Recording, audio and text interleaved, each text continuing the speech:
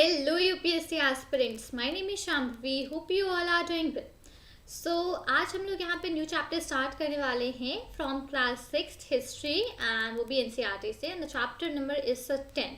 The name for that chapter is new empires and kingdoms, नए empires और kingdoms. ठीक है, तो इस चैप्टर के बारे में हम लोग पढ़ने वाले हैं. सबसे पहले इस चैप्टर में एक स्टार्टिंग में एक रेफरेंस होता है, तो चलिए उस रेफरेंस को एक बार यहाँ पे देख लेते हैं. Arvind plays a king. Arvind has been chosen to act as a king in the school play. अब अरविंद एक बच्चा था जिसको चूज किया गया था कि वो स्कूल के प्ले में एज अ किंग एक्ट करे. He had expected to march solemnly in splendid robes, to twirl his mustaches and wield the silver paper wrapped sword with gusto.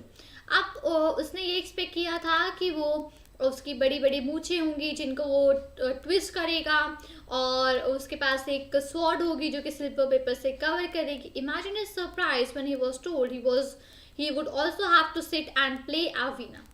अब उसकी आप सरप्राइज को इमेजिन कर सकते हो जब उसे ये पता चला कि उसे बैठ के वहाँ पे वीणा भी प्ले करना. वीणा एक इंस्ट्रूमेंट होता है, जैसे गिटार सितार ये सब होते हैं, वैसे एक वीणा भी एक इंस्ट्रूमेंट होता है. एंड रिसाइट पोएट्री, और उसको एक पोएट्री भी रिसाइट करनी होगी. अब म्यूजिशियन किंग, और उस किंग का होगा म्यूजिशियन किंग. सो कौन थे वो, और उसने ये वंडर किया कि कौन थे म्यूजिशियन किंग. तो इसके बारे में हम लोग इस चैप्टर में यहाँ पर पढ़ेंगे. First topic, prashastis and what they tell us. अब प्रशस्तीज क्या होती हैं और वो हमको क्या बताते हैं. Arvind was supposed to be acting as Samudragupta, a famous ruler of a dynasty known as the Guptas. Guptas dynasty के एक बहुत फेमस रूलर थे जिनका नाम था समुद्रगुप्त. मैं यहाँ पे एक सेकंड हाईलाइट ले लेती हूँ.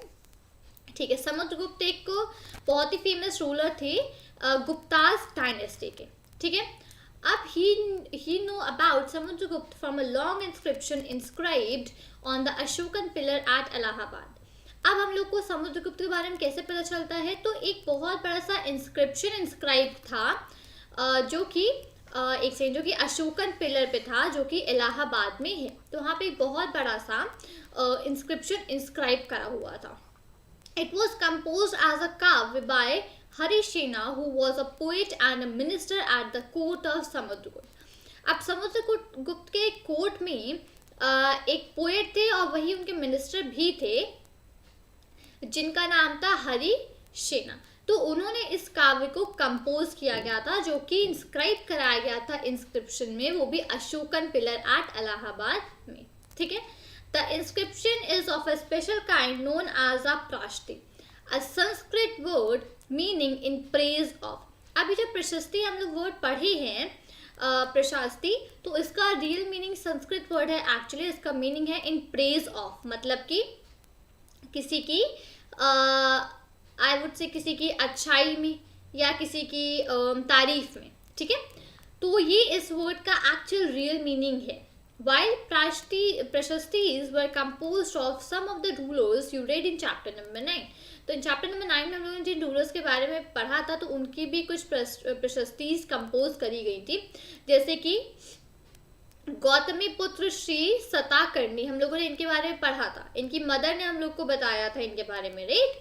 तो they became the most important from the time of Guptas. They became far most important. अब वो काफ़ी इंपॉर्टेंट हो गए थे गुप्तास के टाइम से.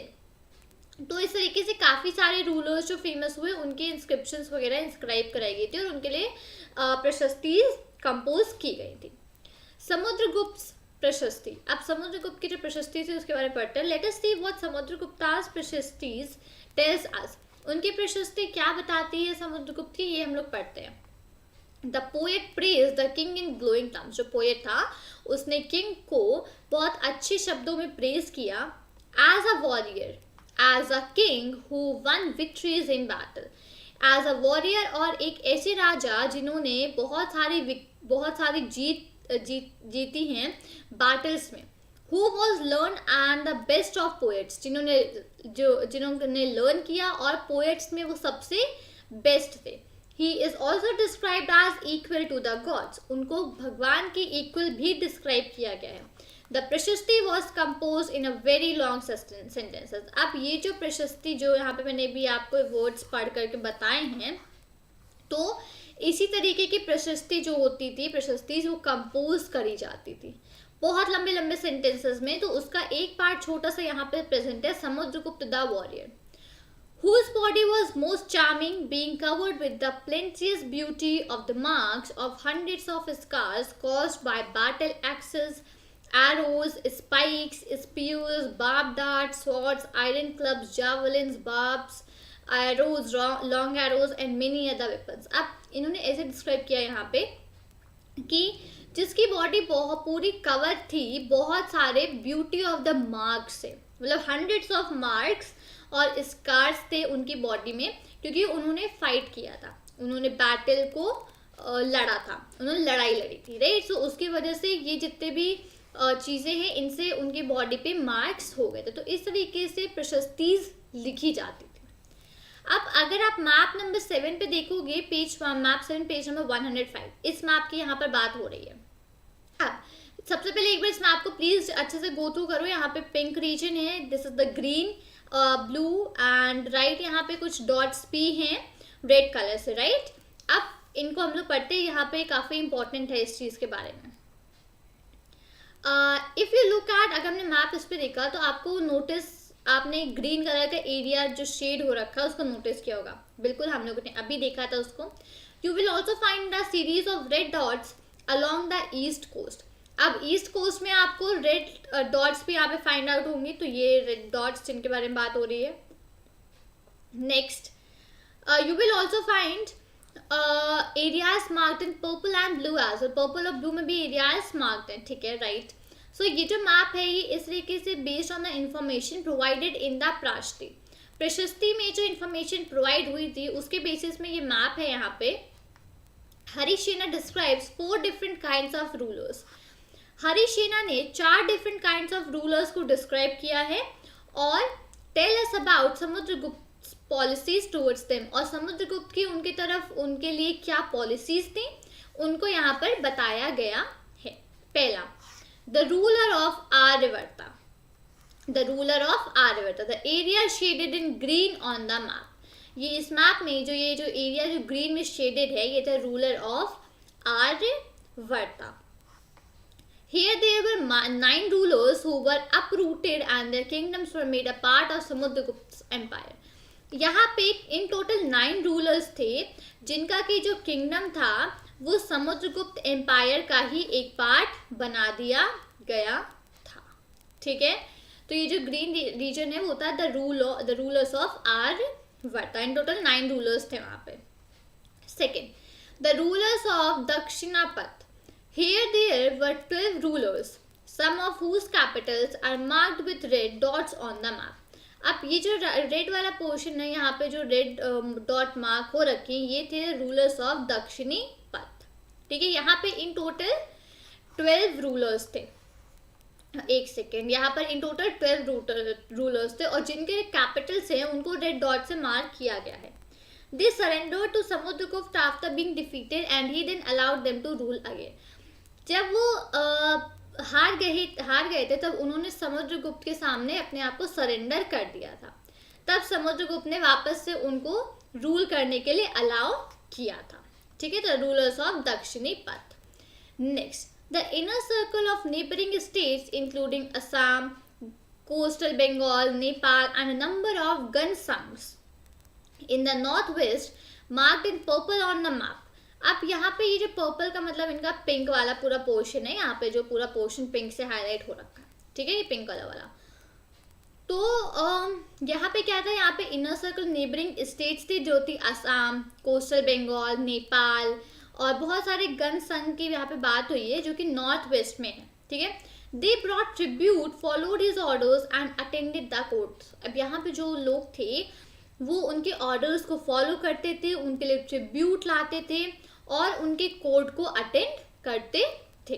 तो ये जो पूरा पिंक रीजन में है, ठीक है। Next, the rulers of the outline areas marked in blue on the map, ठीक है। अब यहाँ पे जो ब्लू एरिया में जितने भी रूलर्स थे, तो ब्लू एक तो यहाँ पे ये ऊपर है आउटर में और एक ये नीचे यहाँ पर भी ब्लू एरिया है, बट ये पूरा आउटर में ही है, राइट, आउटर स्टेट्स। तो ये जो एरियाज यहाँ पे थे जो कि ब्लू कलर मार्क थे इस मैप में, perhaps the descendants of the Kushanas and Shakas and the ruler of Sri Lanka who submitted to him and offered daughters in marriage. तो यहाँ के जो खुशानास और शाकास थे और जो श्रीलंका के जो रूलर थे उन्होंने समुद्रगुप्त को यहाँ पे सबमिट किया था और उन्होंने अपनी डॉटर्स को वहाँ पर मैरिज के लिए ऑफर किया था. तो ये यहाँ पे जितना भी एरिया था ब्लू वाला, ठीक है, यहाँ के लोगों, यहाँ के रूलर्स ने. तो इस तरीके से यहाँ पे जो प्रशस्ति लिखी गई है उसकी इंफॉर्मेशन के हिसाब से इस तरीके से यहाँ पे सारी चीज़ों को डिवाइड आउट किया गया था. ठीक है, यहाँ पे वैसे भी इंडेक्स में मेंशन अप है इनर स्टेट, आउटर स्टेट, आर्यवर्ता. और ये ब्लैक से सिटीज हैं और रेड से सिटीज कॉन्क्वर्ड बाय द गुप्ता. जो गुप्ता ने सिटी कॉन्क्वर करी थी वो थी यहाँ पे रेड कलर से सारी की सारी मेंशन अप हैं. ठीक है, नेक्स्ट जीनियोलॉजीज. जीनियोलॉजीज क्या टर्म होता है? Most prashastis also mention the ancestors of the ruler. कई सारी प्रशस्तीज ऐसी भी हैं जो कि रूलर के एंसेस्टर्स मतलब रूलर के पूर्वजों को भी मेंशन करती है. This one mention Samudragupta great grandfather, grandfather, father and mother. अब यहाँ पर एक है जो कि समुद्रगुप्त के ग्रेट ग्रैंडफादर, ग्रैंडफादर, फादर और मदर को यहाँ पर मेंशन करते हैं. उनकी मदर जिनका नाम था कुमारा देवी, ठीक है, बिलोंग टू द लिच्छवीगण. उनकी जो मदर थी, समुद्रगुप्त की जो मदर थी वो लिच्छवीगण को बिलोंग करती थी. While his father Chandragupta was the first ruler of the Gupta dynasty. अब समुद्रगुप्त के जो फादर थे जिनका नाम था चंद्रगुप्त, वो फर्स्ट रूलर थे गुप्ता डायनेस्टी के. ठीक है, to adopt the grand title of maharaj Adhiraj.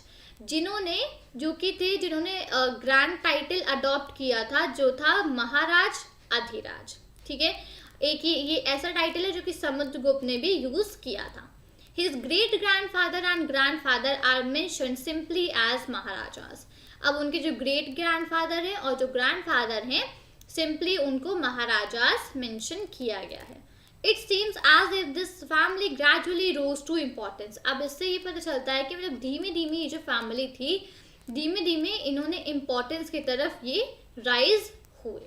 ठीक है, नेक्स्ट. अब जो Samudragupta in turn figures in the genealogies list of ancestors of later rulers of the dynasty. अब समुद्रगुप्त जो थे उन्होंने फिगर्स वहाँ पे टर्न करे जीनियोलॉजीज, मतलब कि एक लिस्ट होती है एंसेस्टर्स की. ठीक है, जहाँ पे जो लेटर रूलर्स थे डायनेस्टी के सच एज हिज सन उनके थे चंद्रगुप्त टू. ठीक है, such as his son Chandragupta two. We know about him from inscriptions and coins. अब हमको उनके बारे में इंस्क्रिप्शंस और क्वाइंस से पता चलता है. ठीक है, he led an expedition to western India where he overcame the last of the Shakas. अब उन्होंने वेस्टर्न इंडिया में रहे थे और जहाँ पे उन्होंने लास्ट ऑफ द शाकास को ओवरकेम किया था. According to later belief his court was full of learn people. अब बाद में लोगों के हिसाब से उनका जो कोर्ट था वो पूरा पढ़े लिखे लोगों से फिलअप था. अबाउट सम ऑफ देम जिनके बारे में हम लोग चैप्टर नंबर 11 में पढ़ेंगे. ठीक है, हर्षवर्धना एंड द हर्षचरिता. अब यहाँ पे ये दो नए टर्म्स और इंट्रोड्यूस होते हैं जिनका नाम है हर्षवर्धना और Harshacharita. While we can learn about the Gupta rulers from their inscription and coin. जैसे कि हम लोग गुप्ता रूलर्स के बारे में उनके इंस्क्रिप्शन और उनके क्वाइन से पढ़ सकते हैं. We can find out about some kings from biographies. कुछ किंग्स के बारे में हम लोग बायोग्राफीज से भी स्टडी आउट कर सकते हैं. Harshavardhana who ruled nearly 14 years ago, जिन्होंने 1400 years ago पहले रूल किया था, was one such ruler. वो एक ऐसे रूलर है जिनके बारे में हम लोग बायोग्राफी से स्टडी आउट या फाइंड आउट कर सकते हैं. His court poet, उनके कोर्ट के जो पोएट थे जिनका नाम था बना भट्टा, wrote his biography. उन्होंने उनकी बायोग्राफी लिखी, मतलब कि बना भट्टा ने हर्षवर्धन की बायोग्राफी लिखी. द हर्षचरिता इन संस्कृत, जिसका नाम था हर्षचरिता और जो कि उन्होंने संस्कृत में लिखी. ठीक है, this gives us the genealogy of Harsh and ends with his becoming king. अब ये जो थी ये हर्ष की जीनियोलॉजी से स्टार्ट हुई और उनके किंग बनने तक का पूरा उसमें पूरा उसमें उनका पूरा सफ़र था, और जब वो किंग बने तब उनकी ये जो बुक थी वो एंड अप हुई। Xuanzang about whom you read in chapter number 9। Chapter 9 में हम लोगों ने पढ़ा था जुआनजांग। ये कौन थे? ये पिलग्रिम थे जो कि चाइना से आए थे बुद्धा की बारे में स्टडी करने, बुद्धा की फॉलोइंग्स को फॉलो करने, राइट? जुआनजांग तो also spent a lot of time at Hirsch's court and left a detailed account of what he saw। जुआनजांग तो जे उन्होंने बुद्धा के बारे में तो स्टडी किया, उसके सिवा उन्होंने हर्ष के कोर्ट में भी काफ़ी टाइम स्पेंड आउट किया था वहाँ पे। और जैसा कि वहाँ पे उन्होंने कोर्ट में देखा, उसके लिए उन्होंने एक लिखा हुआ डिटेल अकाउंट वो छोड़ करके गए थे। Harsha was not the eldest son of his father. Harsha अपने फादर के एल्डेस्ट सन नहीं थे, but became king of Thanesar after both his father and elder brother died. लेकिन फिर वो थानेसर के किंग बन गए जब उनके फादर और उनके एल्डर ब्रदर दोनों की डेथ हो गई थी। तो उसके बाद हर्षा जो थे वो किंग बन गए। His brother in law was the ruler of Kannauj. अब उनके जो ब्रदर इन लॉ थे, हिज ब्रदर इन लॉ वो कन्नौज के रूलर थे, and he was killed by the ruler of Bengal. और उनको बंगाल के रूलर ने उनको मार दिया था। Harsha took over the kingdom of Kannauj. Harsha ने कन्नौज का जो किंगडम था उसको टेक ओवर कर लिया, and then led an army against the ruler of Bengal. और फिर उन्होंने रूलर ऑफ बंगाल के खिलाफ एक बहुत बड़ी आर्मी लगाई थी। Although he was successful in the east में ऑल्दो सक्सेसफुल हो गए थे, and conquered Magadha and probably Bengal also. तो उन्होंने वहाँ पे मगध और बंगाल को जीत लिया था। कॉन्क्वर्ड मतलब कि जीतना, उन्होंने मगध और बंगाल को जीत लिया था। He was not as successful elsewhere. लेकिन और कहीं वो इतने ज़्यादा सक्सेसफुल नहीं हुए थे। He try to cross the Narmada to march into the Deccan. उन्होंने नर्मदा को क्रॉस करने की कोशिश करी ताकि वो डेक्कन में जा सके, but was stopped by a ruler belonging to the Chalukya dynasty, Pulakeshin II। लेकिन उनको एक रूलर ने वहाँ पर स्टॉप कर दिया था जो कि चालुक्य डायनेस्टी को बिलोंग करते थे, और जिनका नाम था पुलाकेशिन II। एक सेकंड में इसको यहाँ पे हाईलाइट कर दूँ। बिलोंगिंग टू द चालुक्य और चालुक्य डायनेस्टी, और जिनका नाम था पुलाकेशिन II। तो यहाँ पे उनको स्टॉप कर दिया गया था, जो कि यहाँ के जो रूलर थे जिनका नाम था चालुक्य डायनेस्टी के रूलर थे, इनका नाम था पुलाकेशिन II। उन्होंने उनको वहाँ पे स्टॉप आउट कर दिया था। ठीक है, okay. Next, the Pallavas, Chalukyas and Pulakeshin's prashasti. अब पल्लवास, चालुक्यास और पुलाकेशिन्स की प्रशस्ति को हम लोग यहाँ पर पढ़ेंगे। पल्लवास और Chalukyas were the most important ruling dynasties in south India during that period. Pallavas और चालुक्यास जो थे वो बहुत इंपॉर्टेंट रूलिंग डायनेस्टीज थे साउथ इंडिया के उस पीरियड में। ठीक है, the kingdom of the Pallavas spread from the region around their capital Kanchipuram to the Kaveri delta. अब जो किंगडम था पल्लवास का वो उनके रीजन से लेके उनके कैपिटल था कांचीपुरम, तो कांचीपुरम तक स्प्रेड हुआ, और जो कि कावेरी डेल्टा की तरफ से पूरा स्प्रेड होता गया था। While that of the Chalukyas was centered around the Raichur Dol between the river Krishna and Tungabhadra. तो वहाँ पे जो अभी हम लोगों ने यहाँ पर पल्लवास के बारे में पढ़ा कि उनका रीजन कहाँ पे स्प्रेड था, राइट। अब अगर चालुक्यास की बात करें तो चालुक्या जो थे वो राइचूर डोल के सेंटर्ड में थे, जैसे जो कि रिवर कृष्णा और तुंगभद्रा के सेंटर में है। ठीक है, Aihole the capital of Chalukyas was an important trading centre. अब ए होल एक कैपिटल था जो कि चालुक्यास का कैपिटल था, वो ट्रेडिंग के लिए एक बहुत ही इंपॉर्टेंट सेंटर था। It developed as a religious centre with a number of temples. अब वो as a religious centre develop हुआ था और वहाँ पे बहुत सारे टेम्पल्स थे। The Pallavas and Chalukyas frequently raided one another's land. अब जो पल्लवास और चालुक्यास थे वो एक दूसरे के लैंड्स पे कब्जा करना चाहते थे, specially attacking the capital city, specially जो उनकी कैपिटल सिटीज थी उनमें अटैक करके, विच वर प्रॉस्परस टाउन, जो कि बहुत अच्छे टाउन्स थे. The best known Chalukya ruler was Pulakeshin. Best Chalukya ruler जो थे उनका नाम था पुलाकेशिन टू. ठीक है. We know about him from a prashasti. उनके बारे में हमको प्रशस्ति से जानने को मिला है. Composed by his court poet Ravi Kirti, जो कि उनके कोर्ट के पोएट ने कंपोज की थी, जिनका नाम था Ravi Kirti. This tells us about his ancestors. ये उनके एंसेस्टर्स के बारे में है. Who are traced back through 4 generations from father to son. तो इनके 4 generations के बारे में है, उनके फादर से लेके उनके सन तक में. So Pulakeshin evidently got the kingdom from his uncle. तो पुलाकेशिन को जो उनका जो किंगडम था वो उनके अंकल से मिला था. ठीक है. रवि कीर्ति के according he led expeditions along both the west and the east coast. अब उन्होंने वेस्ट और ईस्ट को दोनों की तरफ से कवर अप करने की कोशिश करी थी. Besides he checked the advance of हर्ष, और उसके सिवा उन्होंने हर्ष का भी एडवांस चेक किया था. There is an interesting play of words in the poem. उस पोएम में एक बहुत ही इंटरेस्टिंग प्ले है वर्ड्स का. हर्ष मीन्स हैप्पीनेस. हर्ष का मतलब होता है happiness. The poet says that after this defeat, Harsh was no longer Harsh. उनका मतलब है कि उस पोएट ने वहाँ पे लिखा कि इस हार के बाद हर्ष was no longer हर्ष, मतलब कि हर्ष का मतलब होता है हैप्पीनेस, राइट. तो हर्ष was no longer happy. तो इसका मतलब ये था, हर्ष was no longer हर्ष. ठीक है. Pulakeshin also attack the Pallava king. Pulakeshin ने पल्लवा किंग को भी अटैक किया था.